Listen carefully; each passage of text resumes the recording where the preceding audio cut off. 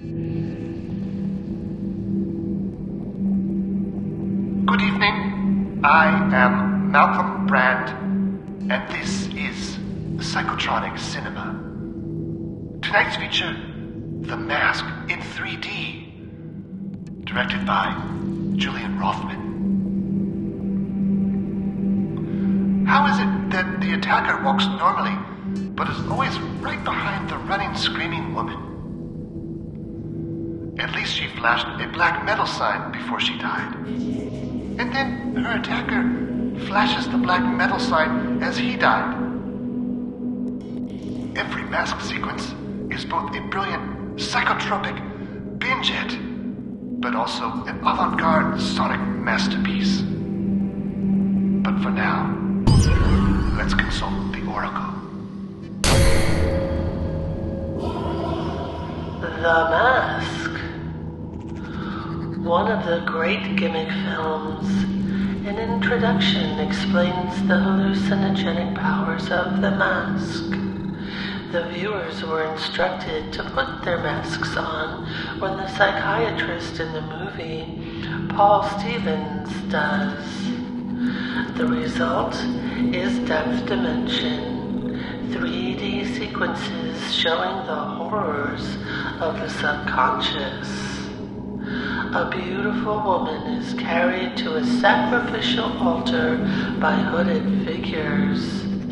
A ragged ghoul rows a coffin through a sea of mist. This psychological horror film was originally a box office flop, but still gets reissued every few years. Put the mask on now.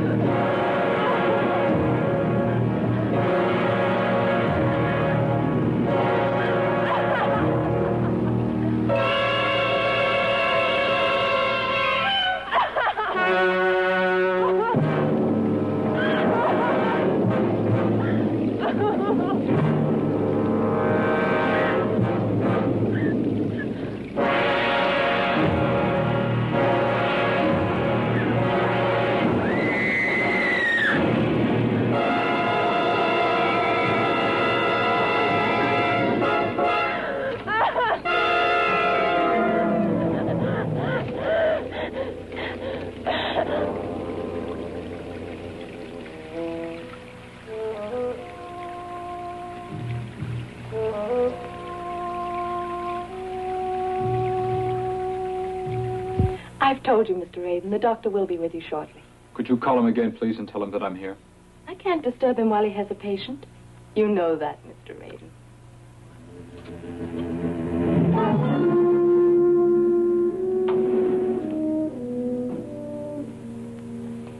Hello, Michael. Won't you come in?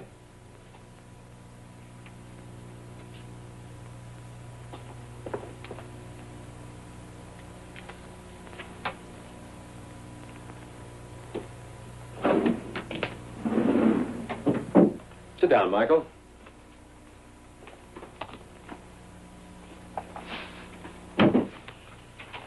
You deliberately kept me waiting up there, didn't you? Of course I did, Michael. Your face, what happened to you? I don't know. It was there when I woke up this morning. It happened again last night. What happened again last night? It's no use talking to you. All right, Michael. I don't know, it's like so mixed up. It's like a nightmare. I remember a girl, and my hands were on her throat. I think I killed her.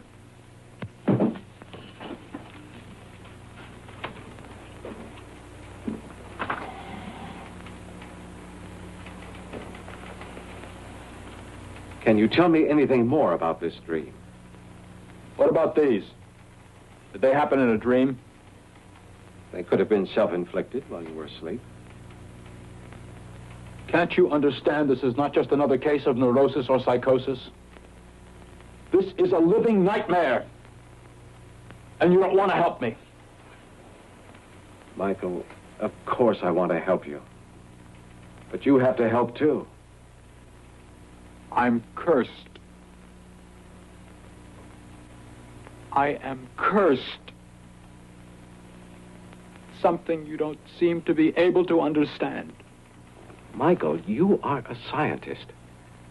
Now, is it scientific to jump to the conclusion that these nightmares are caused by a curse? Or perhaps these nightmares are caused by some deeper emotional conflict.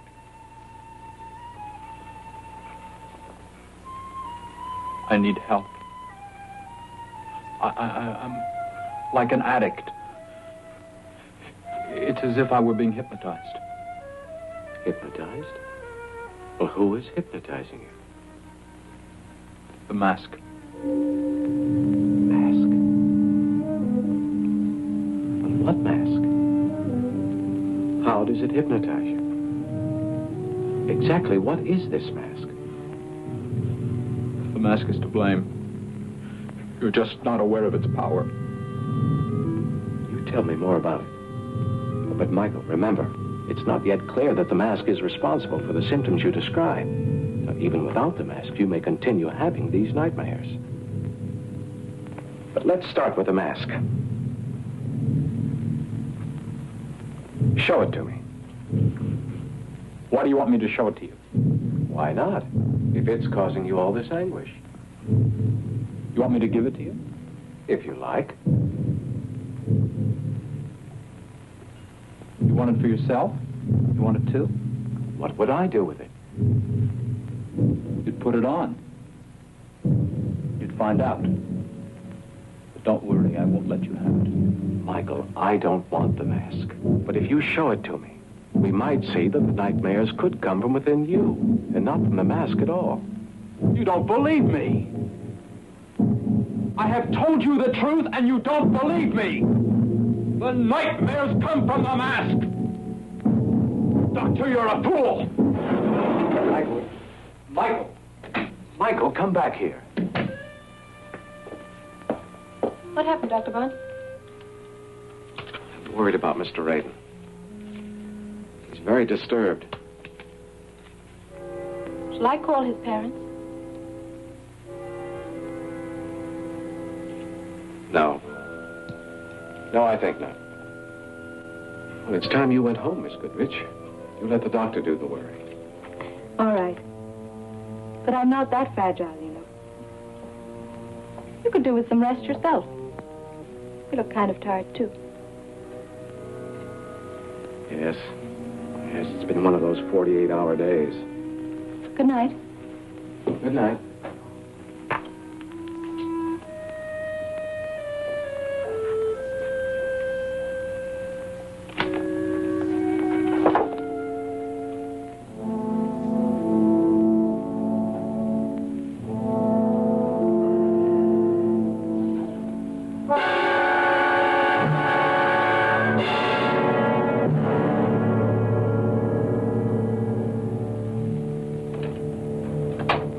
Mrs. Kelly! Mrs. Kelly! Action! Mrs. Kelly! What's going on in there? Mrs. Kelly! Yelling and shouting. Look at the place. Can't even keep it clean. With all them doodads. I mailed this. Well, I'm the landlady, not the postman. I said mail it! That's different. Thanks. See if you can't keep the place clean. Yes. Always trying to get me to do things for you.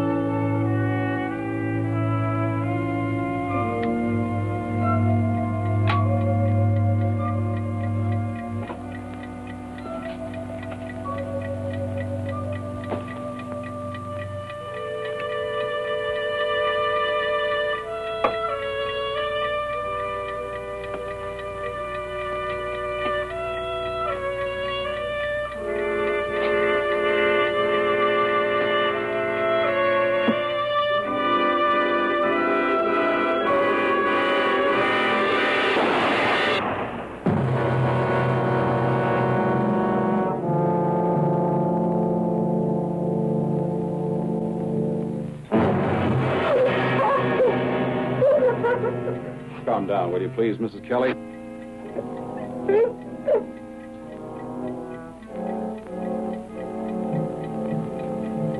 Terrible. Terrible. It'll ruin me. The other tenants will move out. I shouldn't have let him in. He was trouble, him and his doodads and his ways. Call morgue, will you, Bill? Oh, this is awful. What will the neighbors say? Try to calm down, will you please, Mrs. Kelly? We'll need your help. Yes, Lieutenant. I'm sorry. Anything I can do. What was his name? Mr. Radin. Michael Radin. Poor soul. When he first came, he seemed like a nice, quiet sort of person, but I wouldn't have any other kind, you know. But then he turned, became very secretive. The last few weeks, he hardly even said good morning to anybody. Why, it was just yesterday that... Did he have any friends or relatives? No. Oh, I do know one thing. He worked for a kind of museum. He was a sort of professor there. Now that checks. Pay stubs and uncashed checks. Museum of Ancient History. That'll be all. Thank you, Mrs. Kelly. We'll call if we need you.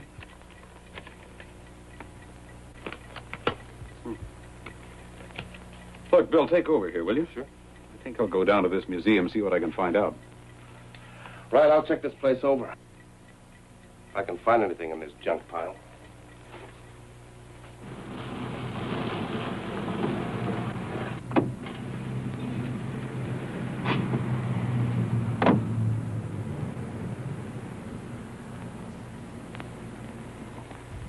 I can't tell you how shocked I am at Michael's death. He had such a brilliant mind. Dr. Soames, you're our only lead so far. I wonder if you could tell me something about Mr. Radin. Yes, anything I know. To begin with, did he have any problems or enemies? None that I was aware of. You see, Michael was a brilliant archaeologist. Brought back some excellent finds. Sent back even better things when going it alone. But, as for his private life, I'm afraid I've no information. Do you know what he was working on at home? Of course, he was cataloging some of the finds from the Lamar dig. He took objects home with him, did he? Yes, now and again. Why do you ask? Well, because we have to work on the possibility that what looks like suicide might not be. Now, something might have been stolen if there were objects there belonging to the museum. Possibly there was an object of great value. Now, maybe somebody knew that, and this could lead to murder. Murder? Dr. Soames, I'd like you to come with me to Radin's apartment. If there's anything missing, you might be able to spot it. It would certainly help speed up our investigation. Yes, Lieutenant. Oh, just a moment.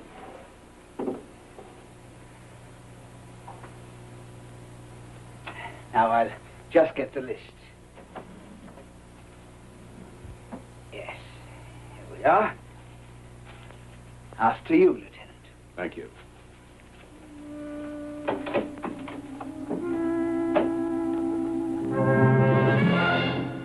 There is something missing. A mask. Mask? What kind of a mask? It was an Indian ritual mask, very rare and beautiful. And completely worthless to someone who didn't know what it is. If someone took this, he knew what he was doing. Oh, it is a great archaeological find. Radin had taken it home several weeks ago for additional study. Seems strange they'd allow a valuable object to leave the museum. How valuable was it? Well, in dollars and cents, it was worth very little, but as a work of antiquity, of great interest to scholars, well, it was beyond price. But it may have had some other kind of value to someone. You mean beyond a money value? Dr. Soames, this mask is starting to sound very interesting. Lieutenant, I don't know how I'm going to tell you this, because I don't want to be accused of spreading old wives' tales, but there's a legend connected with this mask. Yes, I can imagine. But surely, Dr. Soames, you don't believe in these legends in this day and age. Lieutenant Martin, I'm not saying this is true or untrue.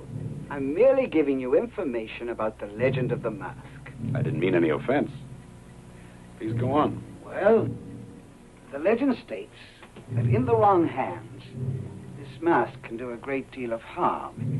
It can put the wearer in a hypnotic trance, make him do cruel and unnatural things.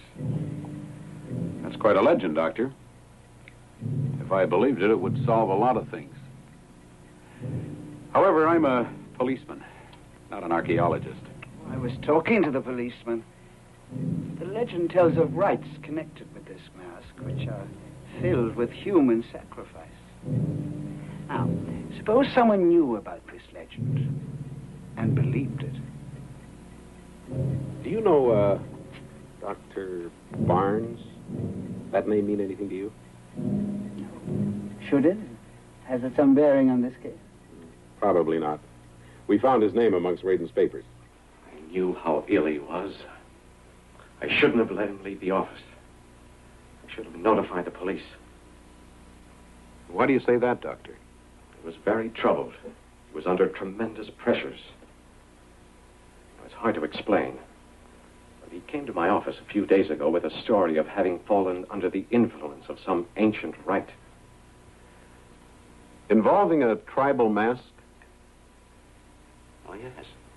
How did you know about that? From the Museum of Ancient History, where he worked. He had an obsession about that thing. He blamed it for visions, nightmares. And when he left this office, he was at a point where he couldn't tell the difference between his dreams and reality. I wish you'd notified us. Anyway, the mask is now missing. Maybe stolen. It'd sure help if we knew where that mask was. Well, I'm sure the museum would like it back. But I don't see how it would help in terms of Radin. Well, if we had the mask, we could examine it, find out if somehow, some way, it could induce suicide. Or if somebody would commit murder in order to obtain it. You see, Doctor, before the department can close its file in this case, we have to be sure of exactly what happened. I understand, Lieutenant. But my opinion, whatever it's worth, is that Radin killed himself, and I don't think the mask had anything to do with it. Well, there's still the question of why the mask disappeared. I'm afraid I can't help you there, Lieutenant. There's probably a very good logical reason, which will come out during the course of your investigation. It'll probably turn up when somebody tries to pawn it. Well, I guess that's all. Thanks for your help, Doctor. I only wish I'd been of more help to Raiden earlier. Well, goodbye. Bye.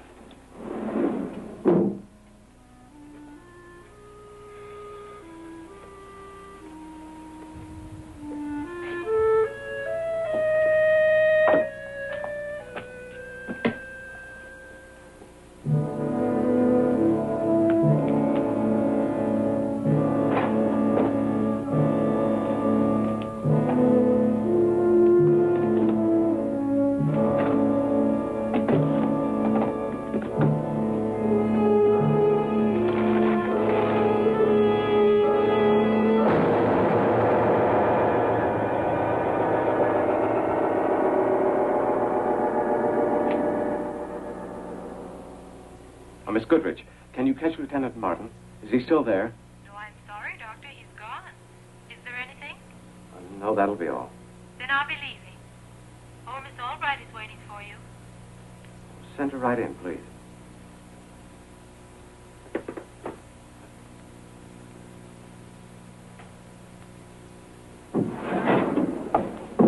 Good evening, Dr. Barnes.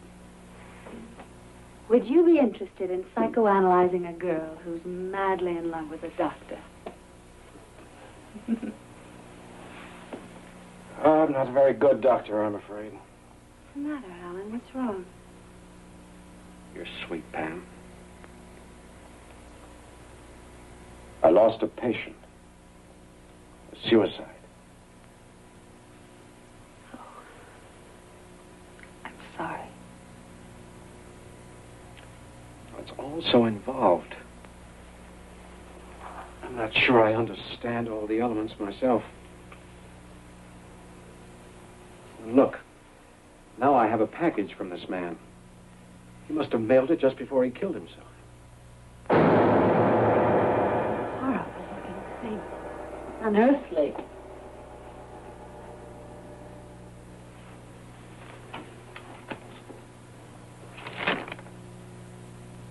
Pam, look. There's also a letter with a mask. Mail from the grave. Alan, don't read it now. Just take a few seconds. It may have some important information. All right, you're the doctor. Look, I'll just run down to the store and pick up a few things we need for dinner. Fine, you do that. Not before I get a kiss.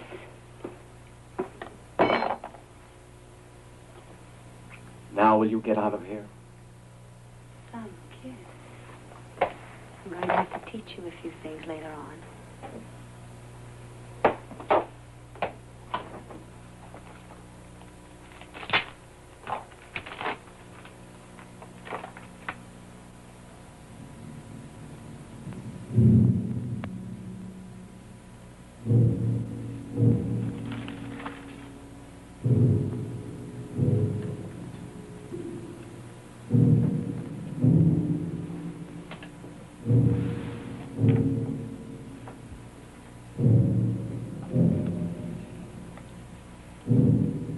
Dear Dr. Barnes, by the time you read this, I will be dead. You see, I prefer death to the horrible living nightmare that lies ahead of me.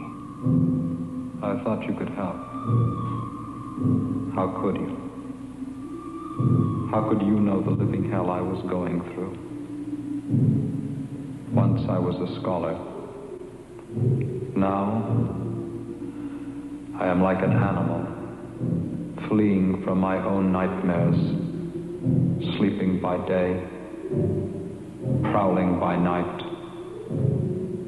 And how about you, Dr. Barnes? Are you certain that just underneath the surface of your own mind there does not lurk a storm and fury waiting to be released? Are you willing to make the experiment, Doctor?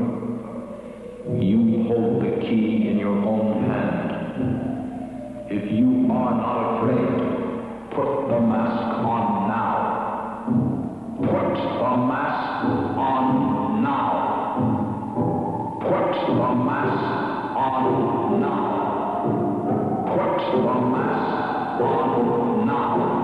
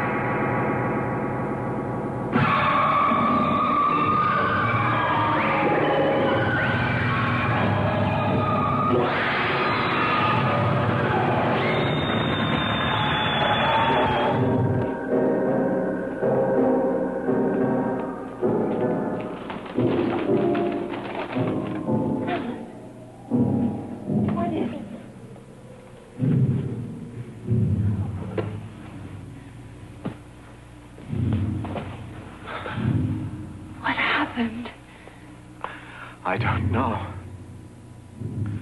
I was examining this mask. I put it on. Pam, this mask reveals something that I had never seen before. Something that must have been in my own mind. If this is true, it may be of tremendous importance to the world of psychiatry. Something known 3,000 years ago and lost to modern science. Alan, tell me. Did your patient experiment with that thing before he died? Yes. But he had no medical training.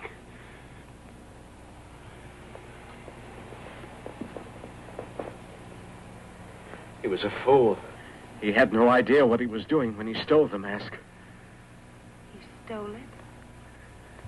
He took it from the Museum of Ancient History. What difference does that make? It's mine now. Yours. Alan, you have to return it. I'm not going to return it. There's much to be learned here. Of man's most secret mind. Of a world that exists even deeper than the subconscious. Pam, you don't realize what this is. Alan, I'm afraid. There's something wrong with you. The case has been estranged. Oh, Pam, leave me alone. Alan, I want you to get help from someone. Someone you can trust. Trust? Well, there's no one I can trust. I know that now. Alan, please. Go to see Professor Quincy.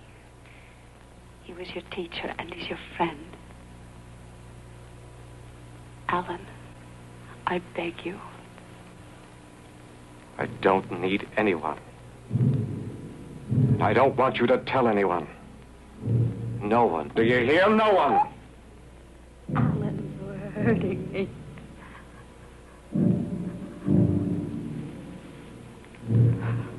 Pam. Look at it. Can't you feel it? Feel what?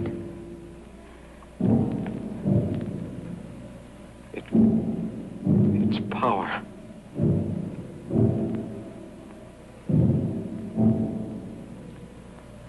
I only see that it's ugly and cruel. Can't you feel it pulling at you? Oh, Alan.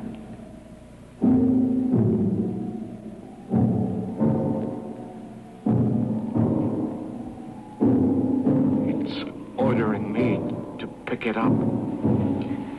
Look at me. It's demanding I use it. Look at me. No. No. No, I won't let you.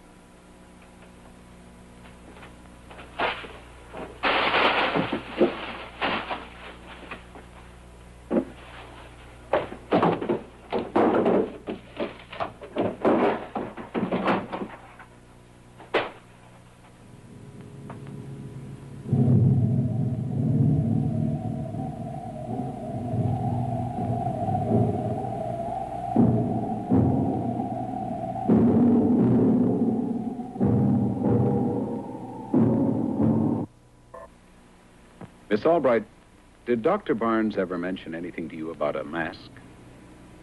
Pardon? A mask. An ancient tribal mask. I can't follow you at all, Lieutenant. First you talk about Raiden, then about a mask. It's beyond me.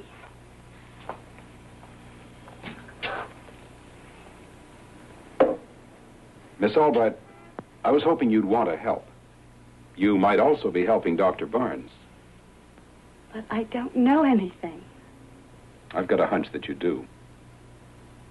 Any bit of information might help. I'm sorry, but you're wrong. Dr. Barnes was aware of the mask. Raiden had discussed it with him at length. There's a legend about that mask, Miss Albright. It does things to people, to even the nicest people. The legend states that the mask can hypnotize a man and bring out the evil in him. Bring it out and magnify it. Suppose the mask does what you say. What happens? If a person has no evil in him to be brought out? Is there such a person? Miss Albright, I came here because I thought that maybe you could help. There's a chance that we can avoid further trouble, maybe even save lives. You know, I don't do this just to bother people. I'm afraid I can't tell you anything. Not can't, Miss Albright. Won't. I'm sorry.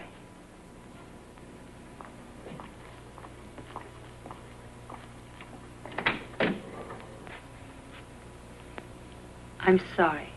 I'm sorry, too. Bye.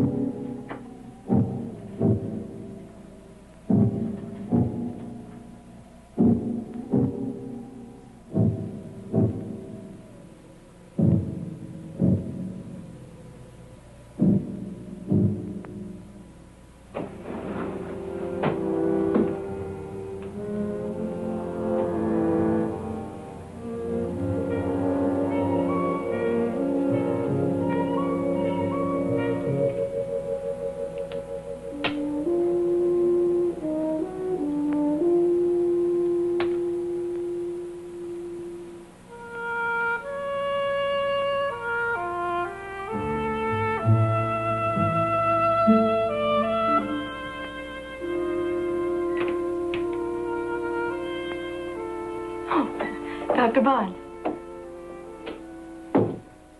I'm afraid I had to cancel tomorrow's appointments. I couldn't find you all day to confirm them. What are you doing here at this time of night? I came in to type some case histories. I had nothing better to do, so I thought... Do them tomorrow. I'll drive you home. That's the least I can do. Besides, the air will do you good. It's too nice a night to be cooped up in an office. Thanks, but I think I'd better not. I can easily take the bus home. Nothing doing. I said I'd take you home. Doctor, I'm worried about you. You look so worn out. You sure you're not working too hard? I'm flattered at your concern. Jill. You know, with your hair this way, it makes quite a difference. Thank you. I mean it. I should have noticed before. I'm glad you've noticed now.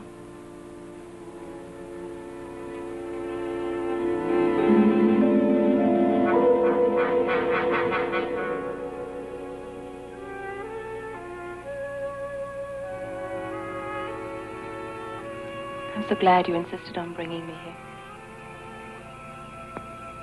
You know, it's strange. You work with someone for a long time. You never notice. You never do anything about it. I've wanted you to.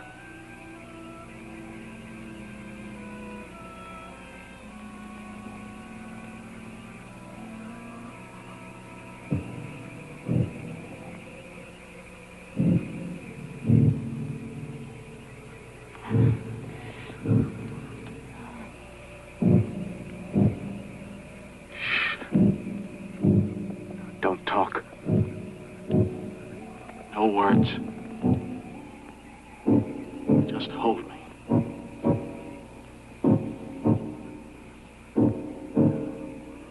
It's so warm. So soft. Alan, I can't breathe. So alive.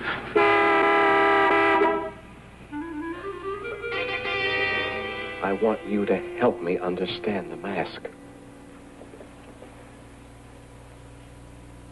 I should have come sooner. I feel that even now it may be too late for me. Unbelievable. You, my most brilliant student. Now you're in the same position as Radin was only a few days ago. I don't need you to tell me that. You weren't even listening to me. Alan, sit down. Relax. I've been listening for 20 years. Now, let's be reasonable about this. You know that nothing happens by sheer accident. There are always reasons. We must try to find the reasons for your behavior.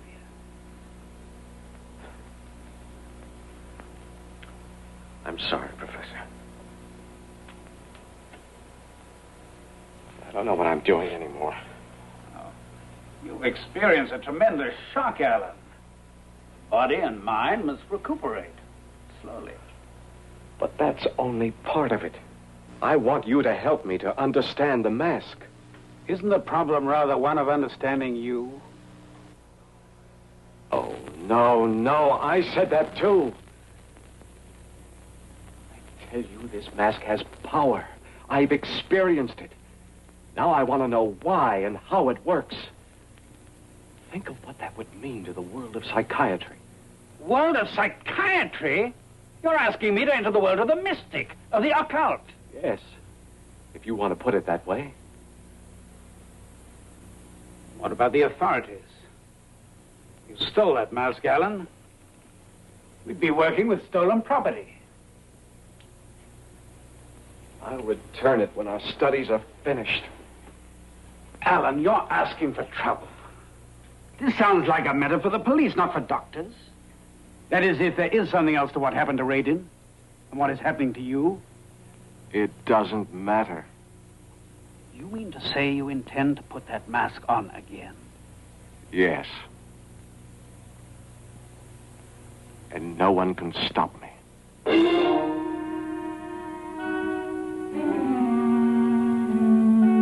Alan, wait.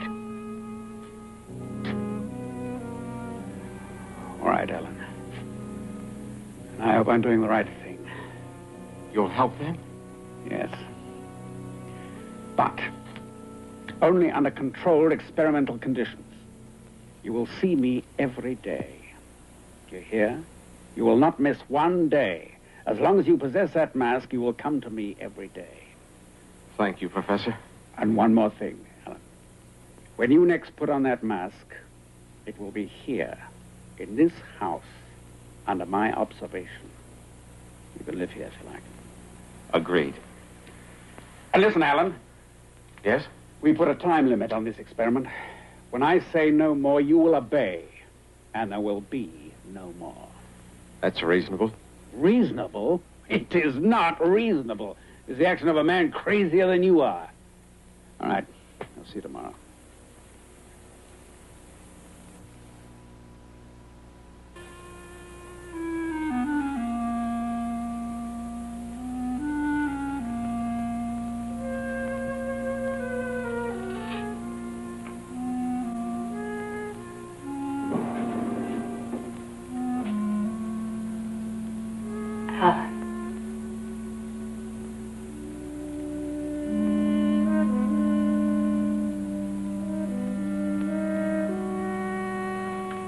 Sorry to barge in this way.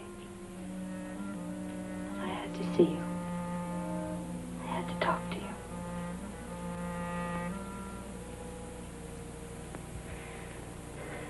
Alan, please turn on the light.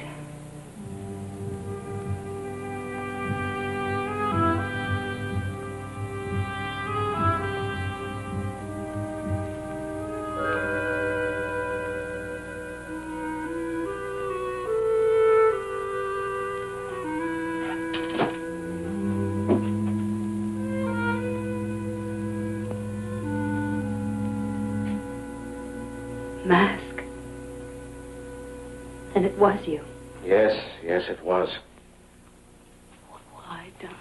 Why? You still have no idea, do you, Pam? No. Nothing that makes sense. This is not just a mask. It's a dream, a hope. The hope of man to know what his mind really is, what he really thinks. I don't understand. No, of course you don't, Pam. You're very sweet.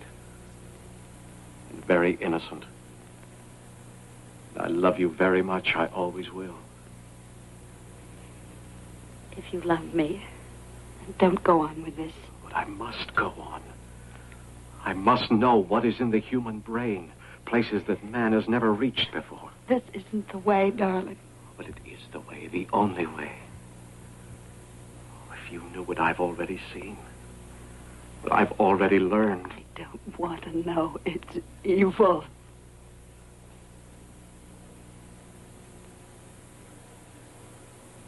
You'd better go, Pam. You'd better go now.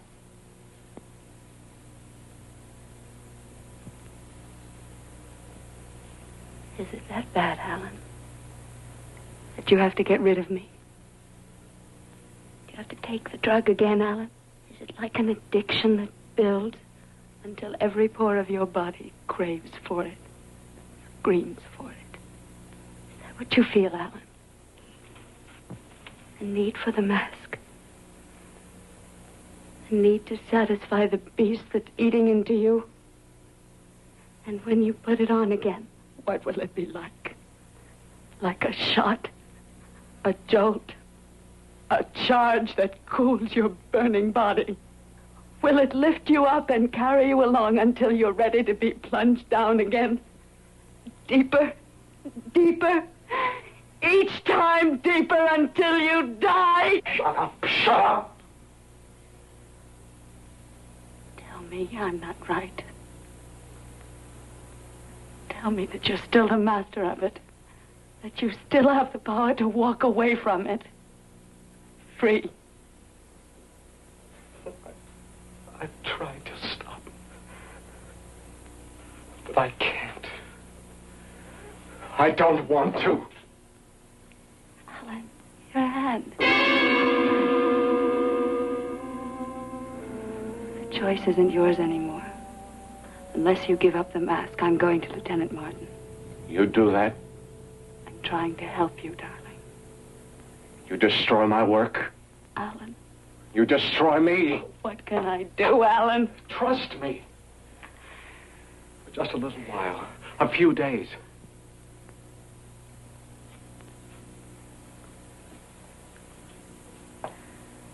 No.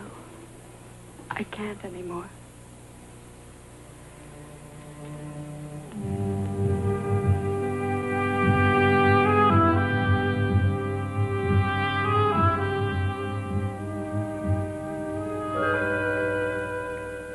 I'm going, Alan. I'm not coming back. Pam, wait.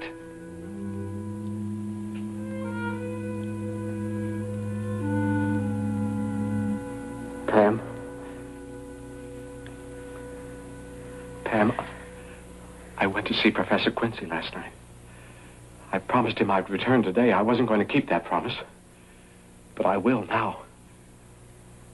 And the mask? We'll take it along. Quincy wants to study it. Sometime tomorrow.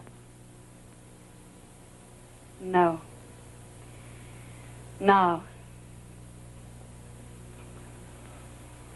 You need help right now. No, Pam. Tomorrow. Alan.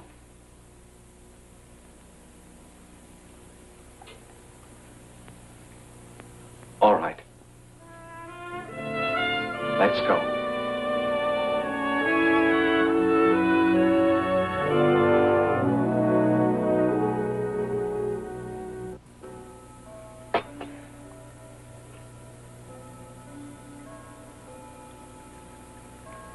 How much longer will he sleep, Professor Quincy? Through the night, I should think. I gave him quite a strong sedative. I'm very grateful to you, Professor. I was desperate. See, there was no one to turn to except the police. Oh, I understand, Pam. But Alan isn't a criminal. He's on the verge of a complete breakdown. He'll need lots of rest and help. But you do think he'll be cured?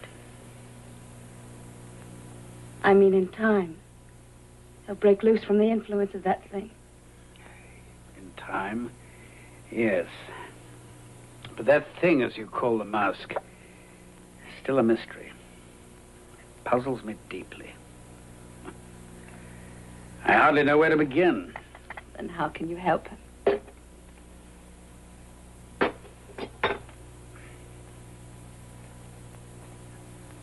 Pam, man is constantly faced with the unknown, the inexplicable. But through study and experiment, he learns.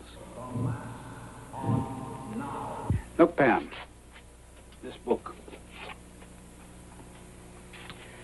Masks, the many faces of men. This is a translation from the Greek written 3,000 years ago. You see, the legend of the mask is not at all new. Even then, they believed that masks had magical powers to transform personalities.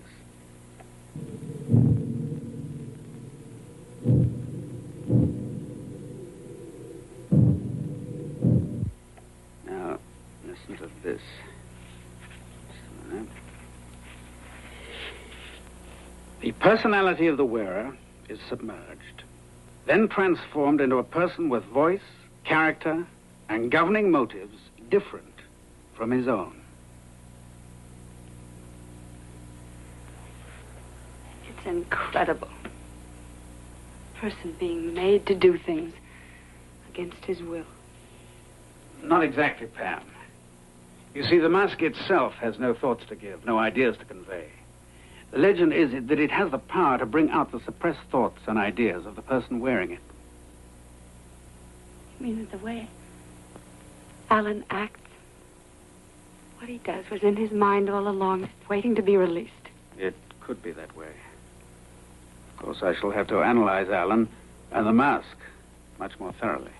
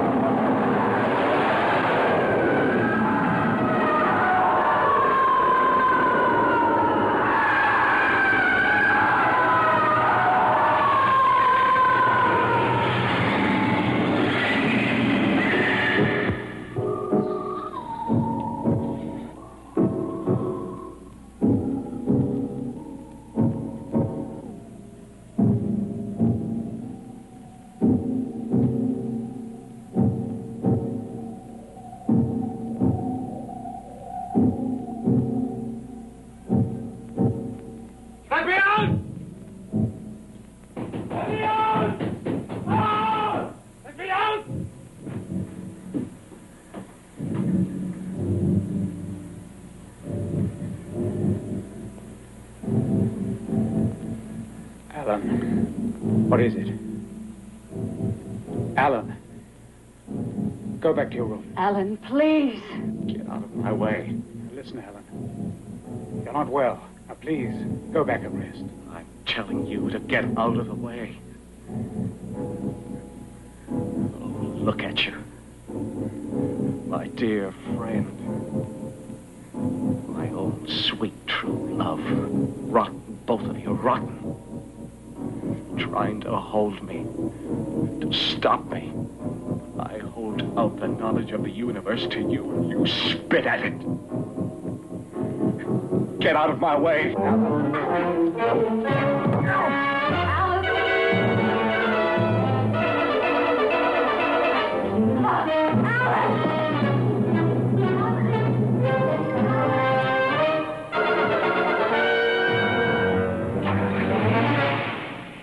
Police department, please.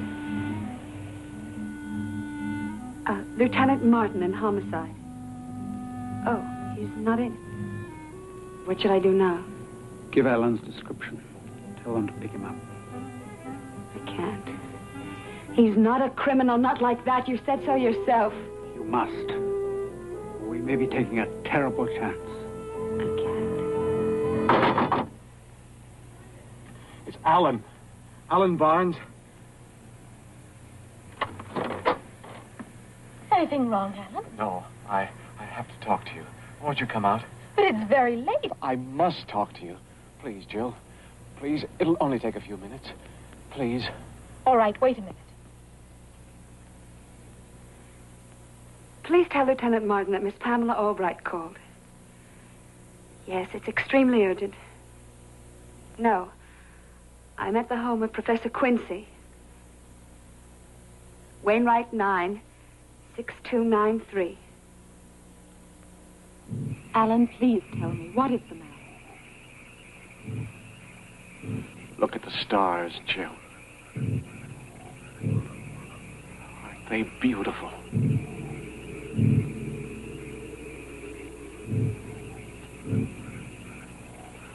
Look at them. Because you will never see them again. Don't joke, Alan. No, I'm not joking. What are you going to do? Kill you. No. No. I must.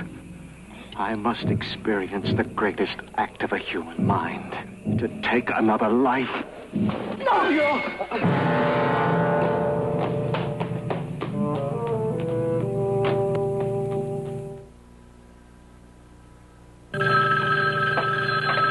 Hello? Oh, Lieutenant Martin. Listen, it's about Dr. Barnes. Yes. Yes. All right. I'll do just as you say. Thank you.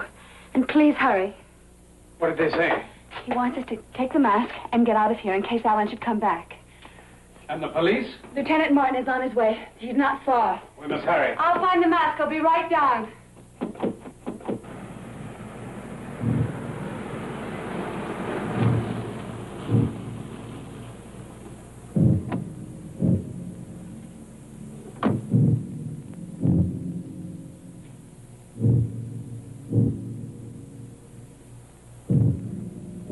Alan, where are you going? Get out of my way. Get out of my way.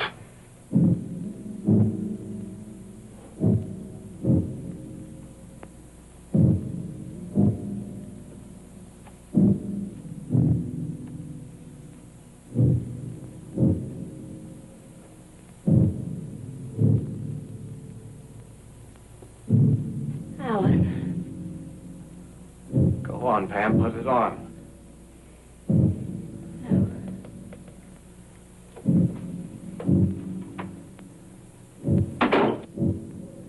Then give it to me.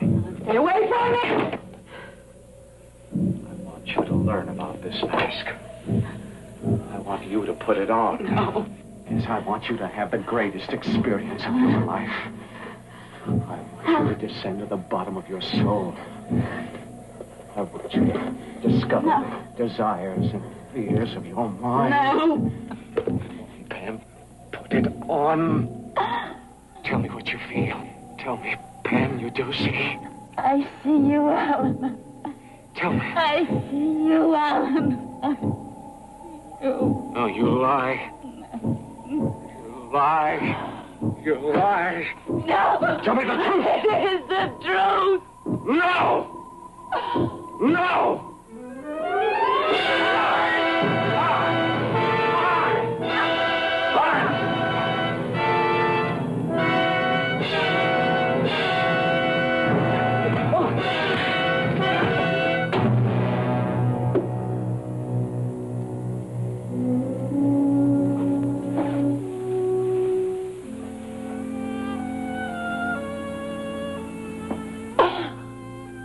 Are you okay?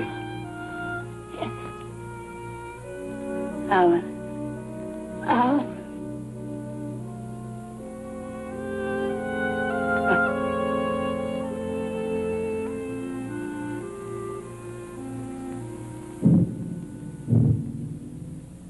Now, here, ladies and gentlemen, is the famous mask. The mask was first discovered at the Lamar diggings this year. That's near the South American city of Tikal. Now, if you'll follow me across here, just behind this alcove, please.